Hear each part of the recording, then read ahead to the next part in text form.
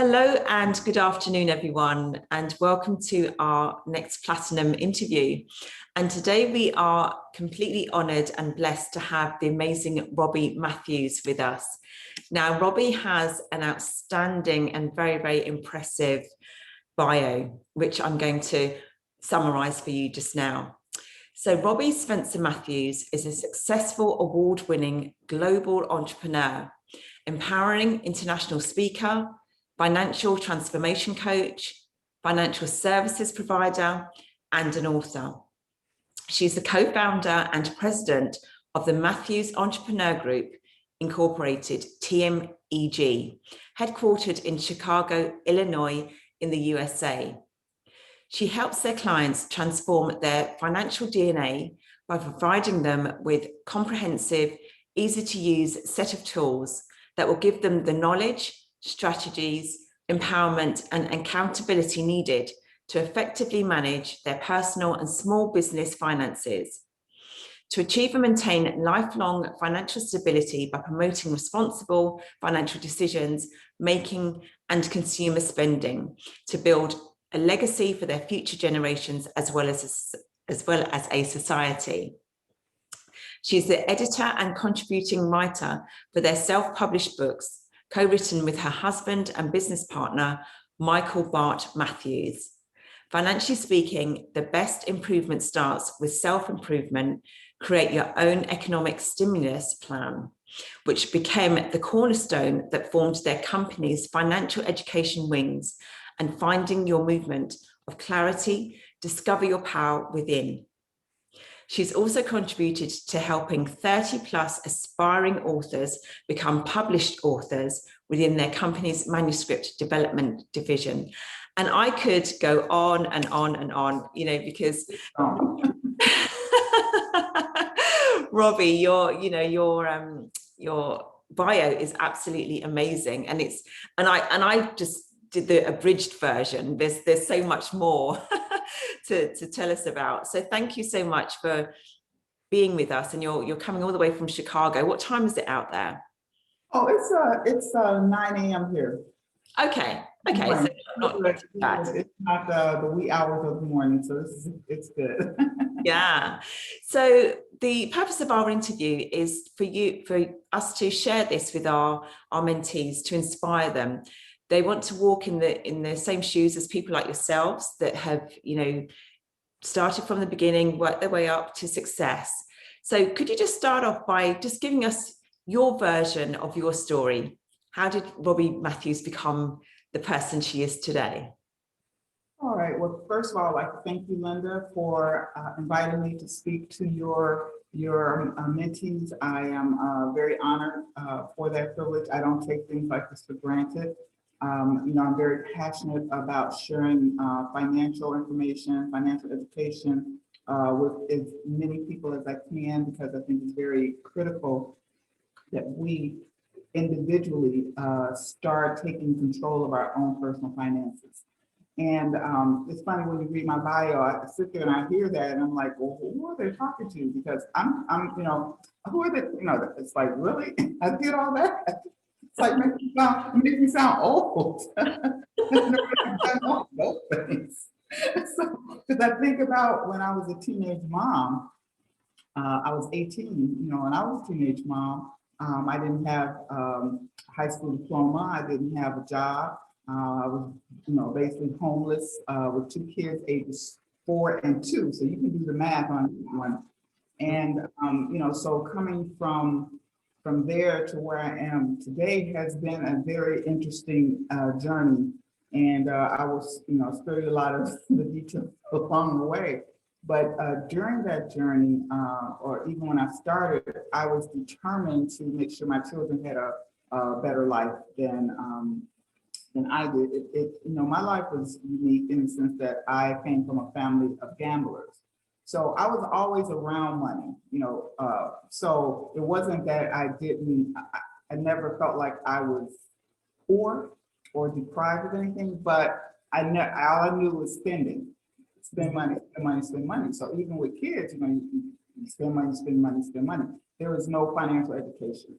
And so I had to figure out how to take the little money that I did get and feed a family, clothe a family, provide housing for a family. And I knew I had to educate myself and put myself in a better position to do those things for my family. So I self-educated, and I was fortunate enough to get a real, what I call a real market rent paying job through the self-education. And what I did, so in this particular job, I became a computer programmer. Didn't even know what computers are. That's a whole different topic on that. That's a whole interesting story on me and computers. But as part of the job, they gave me an unlimited credit card. Oh. Now, first of all, I didn't even know what a credit card. I mean, I knew what it was, but I didn't understand the concept of a credit card other than you could take it to the store and you give them the credit card and they give you the stuff that you want. And you can, and so I called them and said, well, how much can I, because it just came in the mail through the job that I had. So I said, well, how much can I, buy? And they said, well, it's unlimited. So I'm like, unlimited? Like, so I did what the card said. I just spent and I spent and spent. Well, the concept of debt, finally, I learned the hard way, the concept of debt, and this little thing called interest. Mm. And so when the interest payments started to actually exceed my monthly take-home pay, that's when the reality that I knew I needed to kind of figure things out. Well, fortunately, I did get a new job at a financial services firm. And with that job, I had to learn I had to learn financial business in order to do my job, which also helped me learn how to start managing my finances. So it all came from really self-education, because as we all know, in schools, we're not getting financial literacy education, although now some societies, some places are starting to understand the importance of personal financial education. And there's a difference between the financial education we were getting in school, such as accounting and economics and statistics. I used to call it statistics when I did finally start going to school. It made absolutely no sense. It was extremely painful to figure this out. And I couldn't understand why I needed it, because I was already in corporate America. Mm-hmm. And other than the accounting, I wasn't using this other stuff. So I understand the value of it. And it had nothing to do with how I had to manage my personal finances. So, I, through this education and learning from others, I figured out how to do that. And then just by default, I started sharing this information with, coworkers and family members and friends. And so that's kind of how my journey into sharing and becoming a mentor, because as I was cleaning up my finances, people started seeing that I was able to take care of, multiple. By that time, I had gotten married and I had a couple more kids, and I ended that marriage. So by that time, by the time I was in Corporate American Financial Services, I had 4 children. So I was a single mom, and I bought a house and, took care of them and everything. They were, so people were like, you got 4 kids, you're a single mom, how are you doing that? I said, well, because I'm, managing my personal finances. Now, don't get me wrong, I wasn't an expert at it, but I was learning how to do it. And it's important that you start learning. And one of the mistakes, which I would like to share with your mom, the mistake that I made that I don't want you all to make, is involve your children in your finances. Help them understand what money is coming in, how much money is coming in, and how that money is coming in. And it's very important on the how the money is coming in. The fact that you have to work, maybe you're working multiple jobs just to put food on the table, so that they can understand why it's important that you're working these multiple jobs. and have them, sit down with you, go through the bills, what you have to pay, so they understand that if you're bringing in, I like round numbers. It's easier to do it in round number math in my head. So, you're bringing in $1,000 a month, say, or whatever you're bringing in, $1,000 a month. And so you sit down with them and say, okay, this is how much money is coming into the household. Here's the rent or the mortgage. Here's the food bill. Here's your school bill. Here's all the things that have to come out of that $1,000. And here's what's left. Now that will serve two purposes. The first purpose is it will help you understand your end of month, cash flow, what you have left over. And it helps them understand that this is all we have left over, assuming there is anything. And that, the asking for the iPhones and the Xboxes and all the latest gadgets, you tell me, then you have them make decisions. Okay, you tell me if you want to eat or you want to play a game. What is it that you want me to give up? I love that. You want to play the game in the dark? Do you want me to turn the lights out? So these are the decisions and conversations as parents we need to start having with our children. So when they become older, they understand the logic necessary and the decision-making process necessary to manage their finances, because all they think is that the money is there, they get whatever they want. They don't understand the consequences and the sacrifices necessary to make all that happen. Sure. And we do our children the service, sending them out into the world unprepared, out on their own, unprepared to understand the financial decisions and that they're going to need to make in order to survive, out there in the world. And it's best to start them early. And so let them help make those types of decisions. It may sound, you say, well, I want to protect my children. You're not protecting them from you. You're doing them more harm if you don't tell them what's important.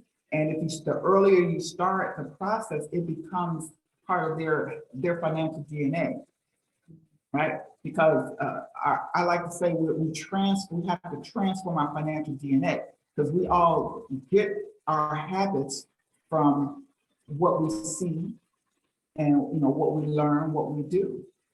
And so if you see your parents giving you all of these things, your financial DNA tells you, I can get all these things and it doesn't require a lot of effort. When that's not true. They're working extra hours, they're struggling, the saying here is they're robbing Peter to pay Paul, right? So those types of things you have to make sure your children understand.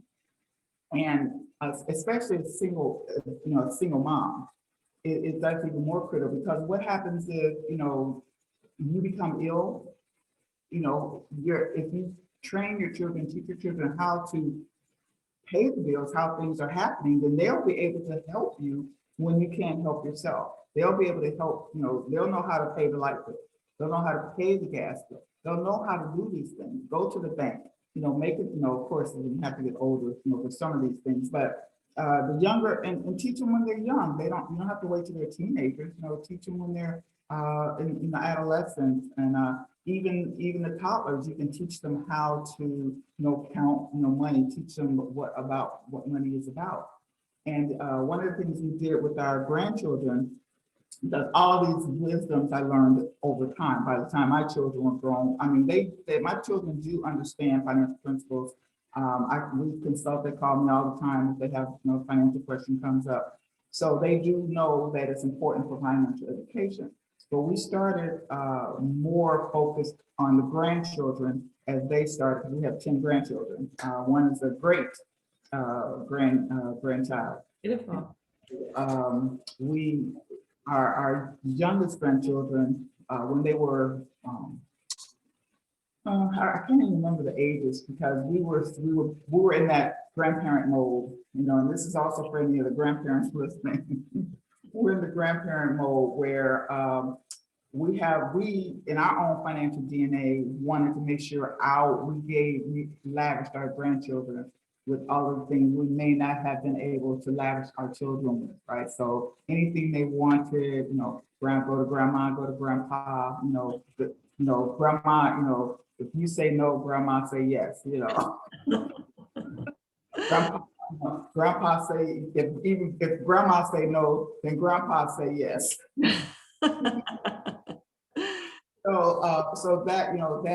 So we had to, as we say, practice what we preached in terms of managing finances and making sure that the kids understood money doesn't grow on trees.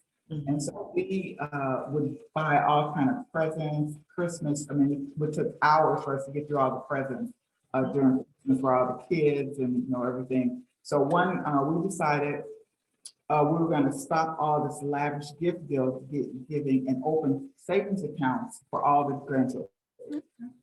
And that's the thing that's one of the things too. Instead of buying them an Xbox or the Nike, the latest gym shoes or the latest gadgets out there, open an account, savings account for them.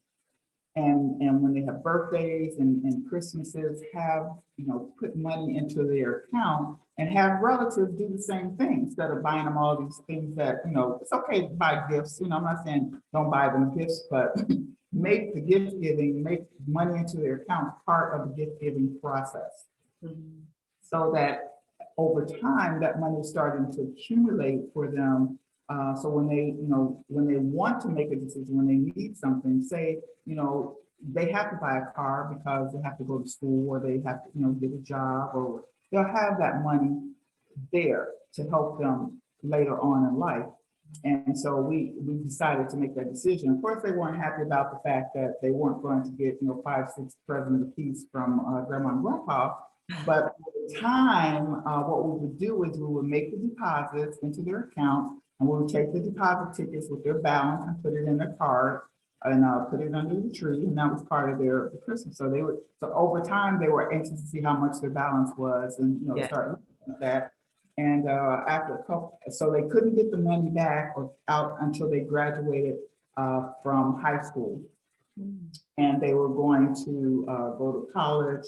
Or, we don't, if you don't want to go to college, you don't feel that's for you, then that's okay. That's your choice and decision, but you have to do something productive. This whole concept of, I am still an old school parent, is the whole concept of, well, I'm taking a year off. Okay, well, how are you planning on living? You're taking a year off. I couldn't take a year off when I was speaking and flowing you. But if I'm just going to take a year off. I'm not going to, go to work. I'm not going to do anything. So you guys just, do your thing, right? It's like, that's because, we've given them the DNA of, you don't have to struggle. It's just, it's just going to happen. Life's just going to happen.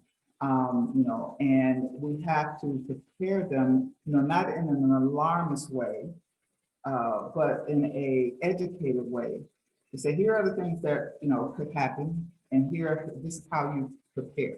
You learn, you educate, you know how to take care of your finances, you know how to do these things, balance a checking account, put money in a savings, understand how interest is calculated, just basic personal financial principles.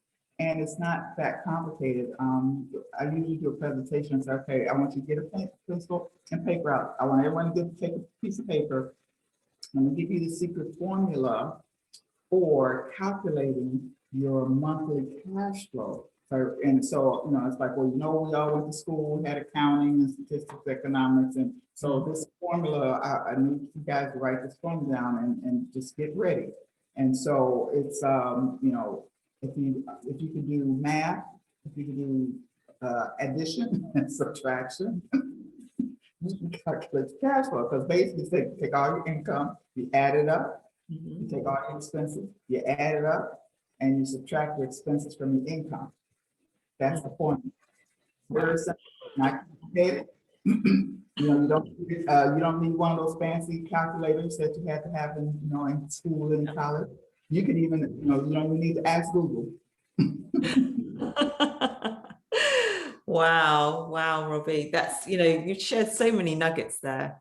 Yeah, so it's really simple, but because we were raised in a society where finances was based on corporate needs, it complicated, it made everyone think it's complicated, and it's really not that complicated.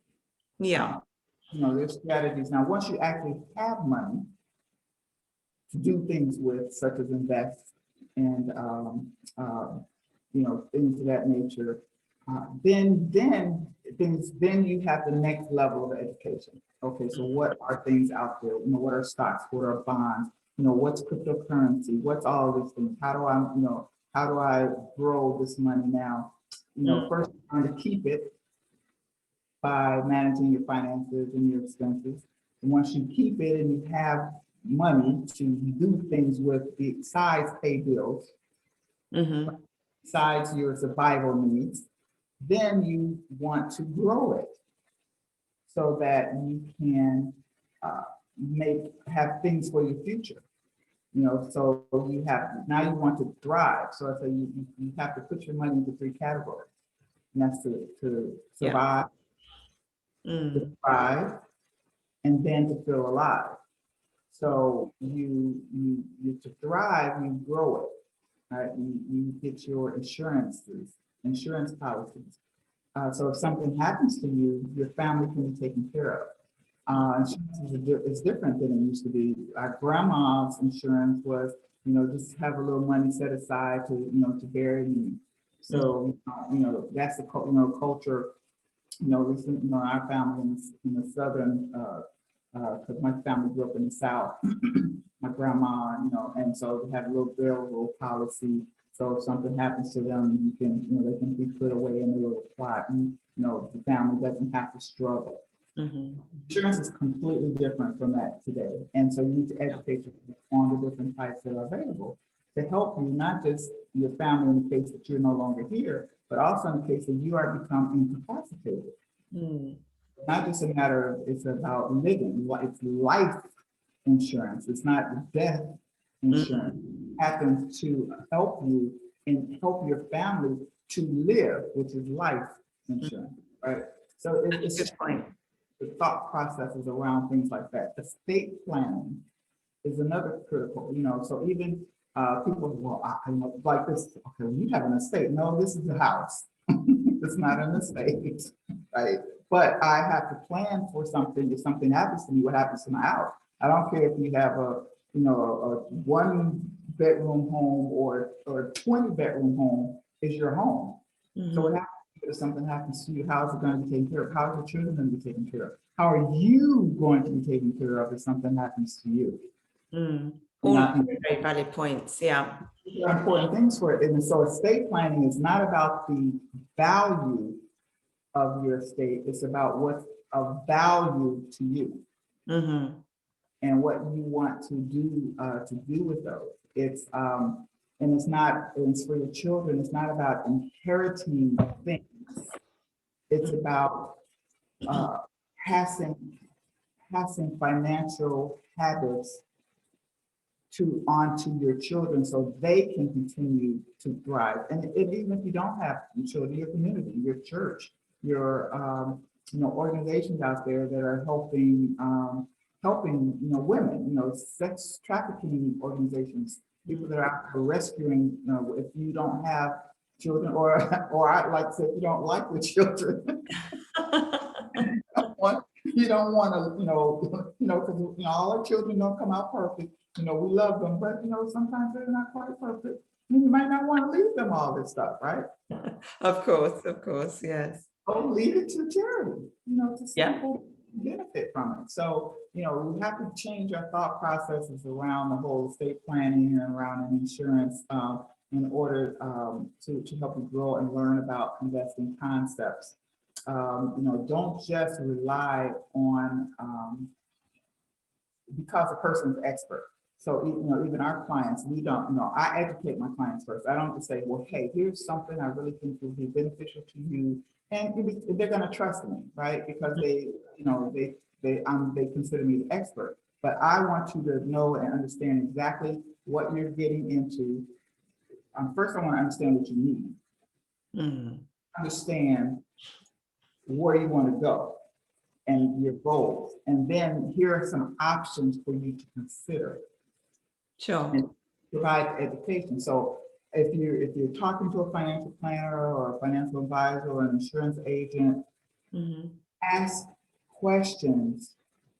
What happens if, what's the interest rates on these? What are the fees on these?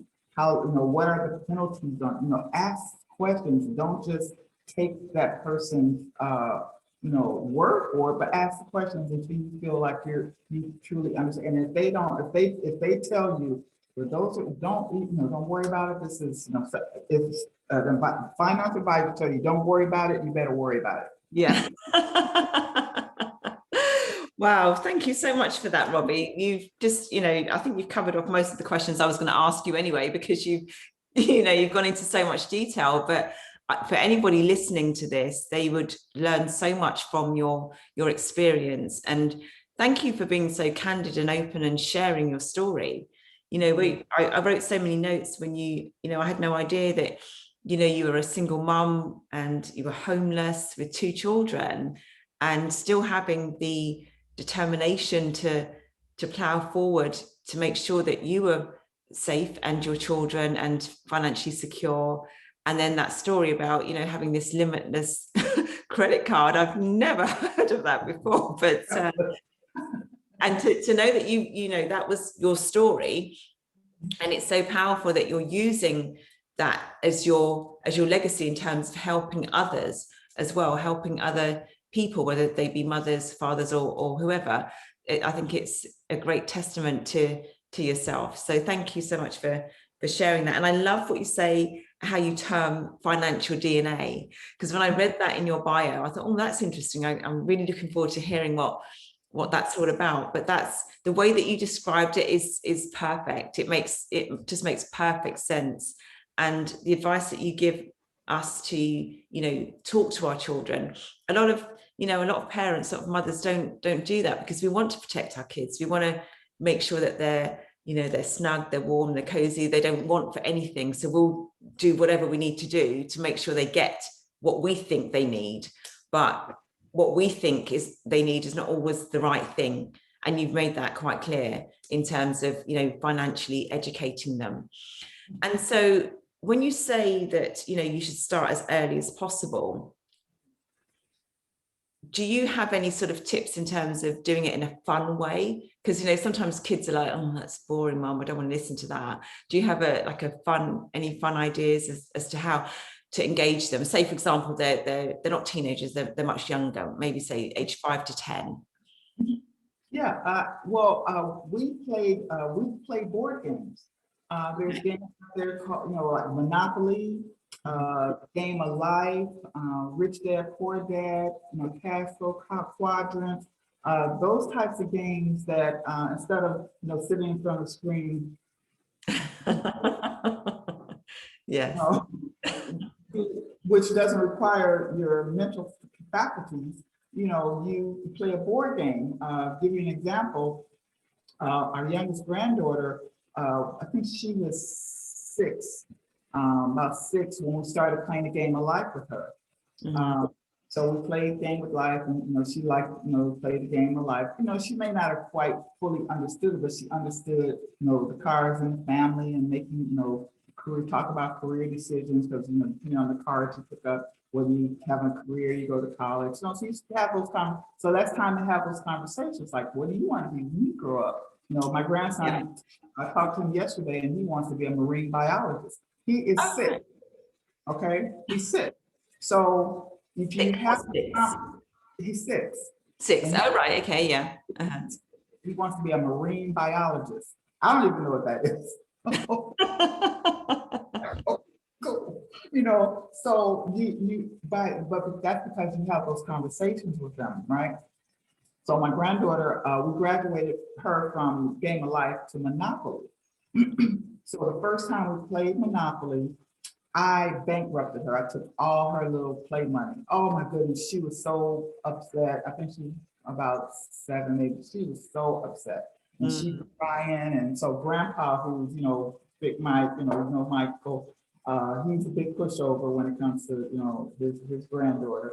And he's like, well, why did you take all her money? Because I wanted her to feel the pain of losing her play money so she won't have to feel the pain of losing her real money. Sure. So when she came back the next time, she wanted to play Monopoly again because she was determined not to lose her money this time. So so we played, and she wanted to even negotiate. I taught her how to negotiate a property that grandpa wanted. So, but she was going to just sell it to him. I said, no. When you have something somebody really, really wants, then you can like up the price a little bit. You see how much you're going to pay for it, right? Yeah. So they're negotiating. So she got more for the property than was on the face value. Right. And so she really liked that, and especially getting the money and putting it in her little bank. And so she's like, well, next time we're going to get together, and next time we're going to bankrupt grandpa. Said, now she's into joint ventures, right?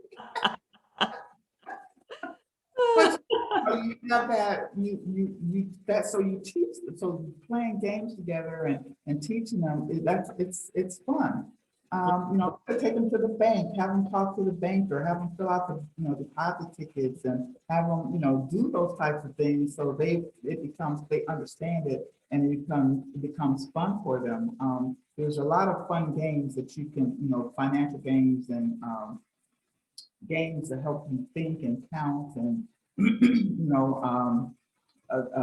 can purchase. I saw on, I think, Facebook, where they were teaching kids different careers based on the alphabet. And this little boy was, astronaut, banker, A is for astronaut, B is for banker. So you could make up little games, and it's like, okay, how many? What's a career with this letter? In the alphabet, and this, and if they don't know, it's like, okay, well, you go reach it up, because they know how to use Google.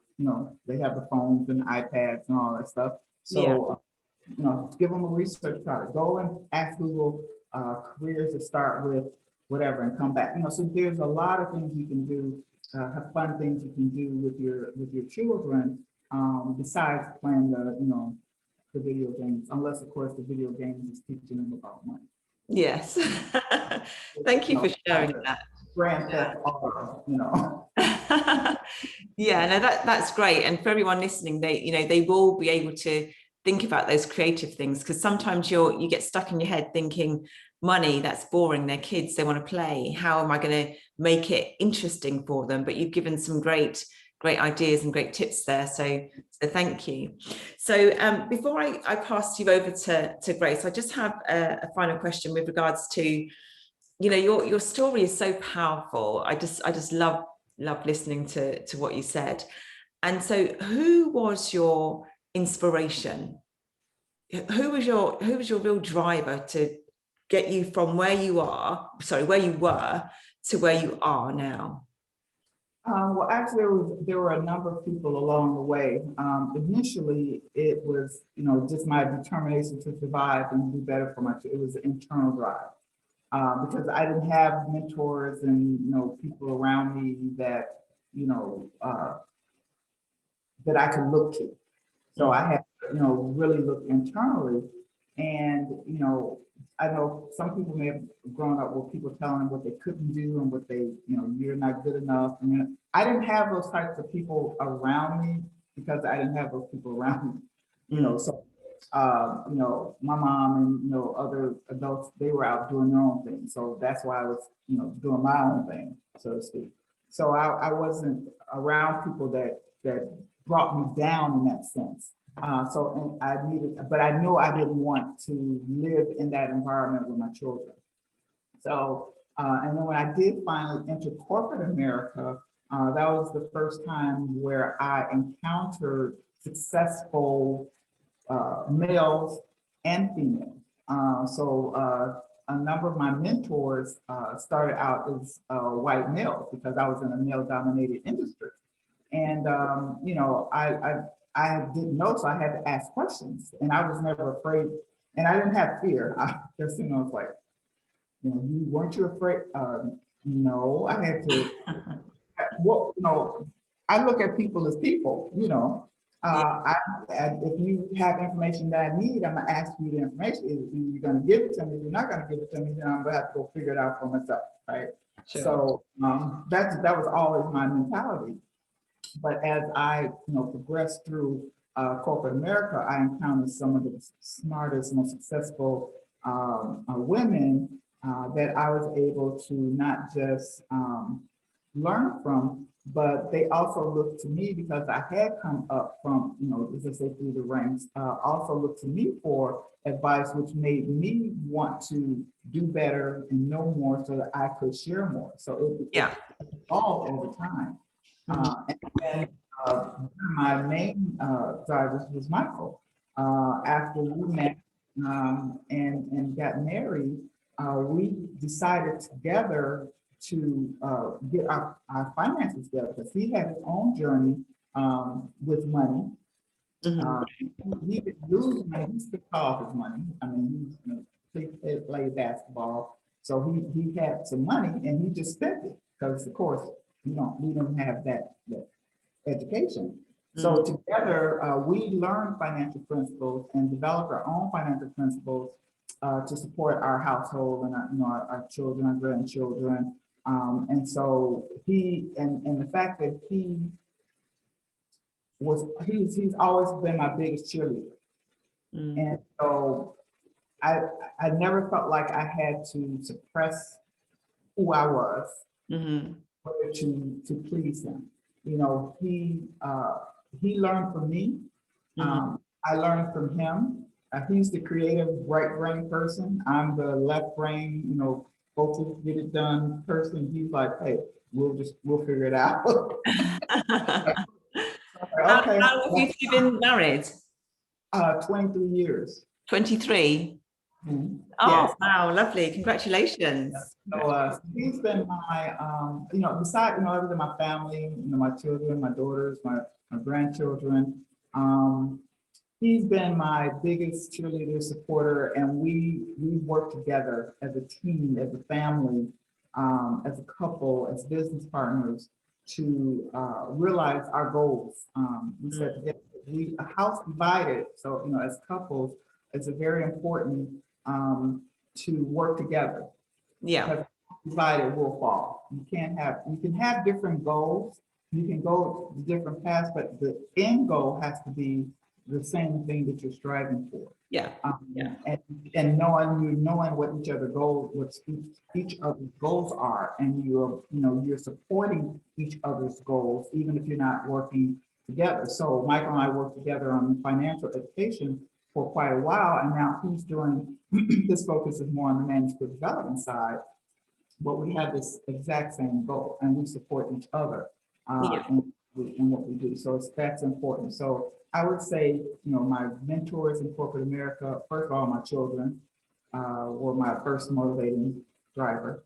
My mentors and coaches that I've learned from over time through corporate America and through our entrepreneurial journey, and then my husband, Michael, you know, my driving force. Yeah, that's beautiful. Beautiful. Thank you so much. I could talk to you all day, Robbie.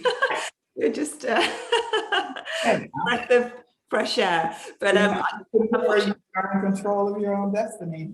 Not on a time clock. Yeah. So just before we finish the interview, and it's been a great interview. You've shared so much, and the mothers that watch this will be like amazed with all of the nuggets that you've shared, and I can't thank you enough for that. Grace has got a question that she would like to ask you. Grace, can I hand over to you? Yes, indeed. Thank you again, Robbie. Like Linda said, absolutely awesome. So many takeaways from what you said, and so many things to learn from. And I love the concept of playing those money games. I do the same with my boys. They love Monopoly. Absolutely. My question to you, you've published many books and helped people to publish books. What books could you recommend to us in our financial journeys? What would you recommend for children and for adults? Okay. Well, of course, I'm going to recommend our book, Of course. Financial Speaking. It was our first book in terms of the things that we did to help get our financial house in order. So Financially Speaking, the best improvement starts with self-improvement. Rich Dad, Poor Dad. Mhm. Think and Grow Rich by Napoleon Hill. Yeah. And I would also recommend reading all the different versions, because you have Think and Grow Rich for women. Okay. Sharon Lecter. You have Think and Grow Rich for Asians. Okay. Also, it's important to know how other people think about money. Yeah. Connected globally, right? So, you want to read Think and Grow Rich from a Black perspective. So I would say read all of the different versions. The other thing about it is beyond just understanding money, it's your mindset. Yeah. So, books like The Observer's Chair by Og Mandino. It's called The Observer's Chair. Thank you. Og Mandino. Oh my goodness, I think I'm gonna need to write down a list for next time so I can remember. But what I'll do is, Linda, I'll send you another list of some other books as well. Awesome. And those are the ones that kind of popped right off the top of my head that we read Michael Reed's. There's another one I'm trying to remember. And if he was here, he could like that was off the top of their head. So I will get a list and then I will email that to you. Awesome. Thank you. Thank you. And even for children, there are a number of out there for children. It's been a while since the kids have been gone. So I will provide a list of the books for the children. Books as well. I mean, they can read those books as well. But there are a number that I'm seeing now. Back when my kids were growing up, and even my grandkids growing up, there weren't a lot of financial books for kids, right? Because our culture wasn't training our children. There are many more out there on the market today that I would say, as Google, financial books for children, and just buy as many as you can, and educate them. Financial programs. Speaking of which, I'm going to be doing a show, streaming TV show called Living Wealthy with Robbie. Okay. Going to be, which is part of our 7 Live Wealthy Principles, which is one of the things I also want to leave with you all, is our 7 Live Wealthy Principles. And that's part of the transformation of the DNA, because I say, I like to transform your financial DNA for you to become a cat. And so it's like a cat. It's like, yeah, a cat. Cat. A cat is a person who is committed, to action, because they're tired, of being broke. Wow, that is so cool. What a great way to end the interview. Being a cat, yes, and I love that acronym. It's so true. And how can people get in contact with you, Robbie? Because your work is so interesting. So my website, I have a personal website, and on there's a link where you can schedule a call. It could either be via phone or via Zoom. And my website is robbiematthews360.com. And that's 1 T in the Matthews. Please remember 1 T in the Matthews. 1 T in Matthews. That's great. You got that. That's because you used 2 T's, didn't you? Oh yeah. That's great. S is in Sam, Matthews 360.com. 360.com. Awesome. Great. And they can get information about your books and any sort of programs and your TV show. You've got some exciting things going on and moving home as well. Yes, I haven't put the information for the TV show out there yet, but I will. So once that happens, I'll share that with you too as well, Linda. Yeah. You'll be able to share that with with your audience, but it will be on the website. I just haven't put the links and things out there yet because it's still in production. Okay. All right. Brilliant. It is coming, and I'm very excited about that. Nervous and excited, a new journey. Who would have thought a 18-year-old homeless teenage mom is now gonna have her own TV program? So it's Fabulous. my guest star, of course, will be Michael. He'll be a special guest. I mean, that's just so inspiring, so inspiring, and all of the mothers watching this will be very, very inspired by your story, and I hope when you do move home, you're going to keep that screenshot at the back, because I love it. Yes, I'm gonna, I am gonna ask the permission of the new owners to allow me to keep my screenshot as part of my background. Yeah. And, they're really good people. We met them. I'm sure they won't have an issue with it. But I'm going to ask their permission when we do actually have to move. But it's too much. Yeah, it'd be worth it. But I want to thank you, Linda, for what you're doing for mothers. It would have been nice to have that, as I was, growing up and, trying to find my way, trying to figure things out. But having an organization, you taking the action, help, the commitment to help others get their mind and body and soul together is awesome. And I applaud you for your efforts, and Grace as well for being part of that journey. So I'm always in awe and humbled in being in the presence of women that are out there trying to make a difference as well. And it's good to see that our world can be a better place because of you out there as well, trying to make it a better place. So it gives us all hope for the future. Yes, it does. It does. That's so beautiful. And thank you for your time. I honor you and really appreciate you sharing your story with us. It's so inspiring. And thank you for your time, for allowing us the space to be part of your world for the last almost an hour, talking to you about your beautiful story. So yeah, so that completes the end of our amazing interview with Robbie Matthews, and we'll see you again next time. Thank you. Bye. Okay.